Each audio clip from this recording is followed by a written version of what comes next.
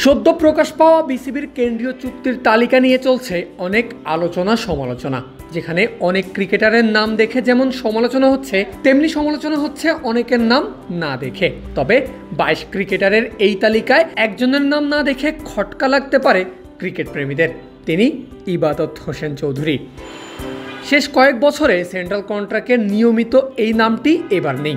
না থাকার কারণটা যদিও খুবই স্বাভাবিক। সর্বশেষ 12 মাসের পারফরমেন্স বিবেচনা করেই প্লেয়ারদের চুক্তিতে যুক্ত করে বিসিবি। তাই শেষ 12 মাসের বেশিরভাগ সময়ই ইনজুরিতে থাকা ইবাদতের নাম নেই এই তালিকায়। তবে ইবাদত মাঠে ফিরেছেন আরও প্রায় 5 মাস আগে, আর ফেরার দিন থেকেই করছেন পারফর্ম। তাই টাইগার ক্রিকেটের মিডল ওভারের ক্রাইসিসম্যানকে জাতীয় দলে ফেরানোর সময়ও এসে গেছে। আর সেই আদর্শ সময়টা হবে আসন্ন জিম্বাবুয়ে সিরিজেই। 2023-এর জুলাইয়ে ইনজুরিতে পড়ার আগ অবধি বাংলাদেশ পেস বোলিং আক্রমণের অন্যতম সেরা অস্ত্র ছিলেন ইবাদত। মাউন্ট মঙ্গানুই থেকে ডারবান কিংবা সিলেট যেখানেই খেলেছেন, ইবাদত পারফর্ম করেছেন মন খুলে দুর্দান্তভাবে। তার বোলিং তাণ্ডবে মুগ্ধ হয়ে কোচ অ্যালান ডোনাল্ড ইবাদতের নাম দিয়েছিলেন সিলেট রকেট। দিবেন নাই বা কেন? শুরুর দিকে উইকেট তুলতে পারলেও মিডল ওভার ক্রাইসিসে বাংলাদেশ ভুগছে সেই বহুকাল আগে থেকেই, যেটার অবসান ঘটিয়েছেন এই ইবাদত। মাঝের ওভারে উইকেট নেওয়ার দক্ষতা তাকে আলাদা করেছে অন্য সবার থেকে। ইবাদতের এমন ক্যাপাবিলিটির জন্যই 3 ফরম্যাটের ক্রিকেটে বাংলাদেশের বোলিং বিভাগের অবিচ্ছেদ্য অংশ হয়ে ওঠেন তিনি।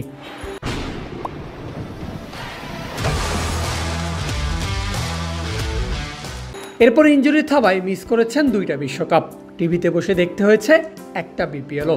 তবে সিলেট রকেট তো নাছোড়বান্দা, মোটেও হার মানার পাত্র নন। এসিএলের মতো চোটের সাথে লড়াই করে ঠিকই ফিরে এসেছেন মাঠে। গেল বছরের শেষ দিকে হওয়া এনসিএল টি20 দিয়ে প্রত্যাবর্তন করেছেন। আর ফিরেই যেন সেই পুরনো চেনা রূপে ইবাদত, যেন মোটেও হারিয়েই যাননি তিনি।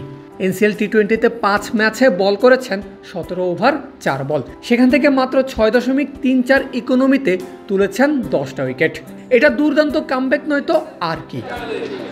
এরপর শুরু হয় বিপিএল। পুরনো দল ফরচুন বরিশালেই নাম লেখান ইবাদত। তবে এনসিএলে চমৎকার পারফর্ম করার পরেও আসরের বেশিরভাগ সময়ই বরিশালের বেঞ্চে বসে কাটাতে হয় সিলেট রকেটকে।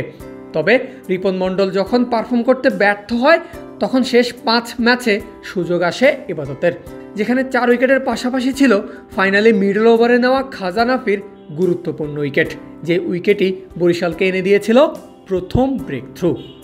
এমনকি চলমান 50 ওভারের ডিপিএলও নিয়মিতই করছেন ইকোনমিক্যাল বোলিং। অর্থাৎ পারফরমেন্সের দিকে তাকালেই বলে দেওয়া যায় ইবাদত ফিরে এসেছে শক্তিশালী হয়েই। তাই এখন সময় এসেছে লাল সবুজের জার্সি গায়েও ইবাদতের মাঠে ফিরে আসার। আসন্ন জিম্বাবুয়ে সিরিজের 2 টেস্টেই ইবাদতকে ন্যাশনাল জার্সিতে ফেরানোর আদর্শ সময় হবে। নাহিদ রানা কিংবা তাসকিন আহমেদের মতো প্রথম সারির কাউকে বসিয়ে ইবাদতকে খেলানোই হবে বিসিবির বুদ্ধিমানের কাজ। পারভেজ আল হাসান, ক্রিক ফ্রেন্জি।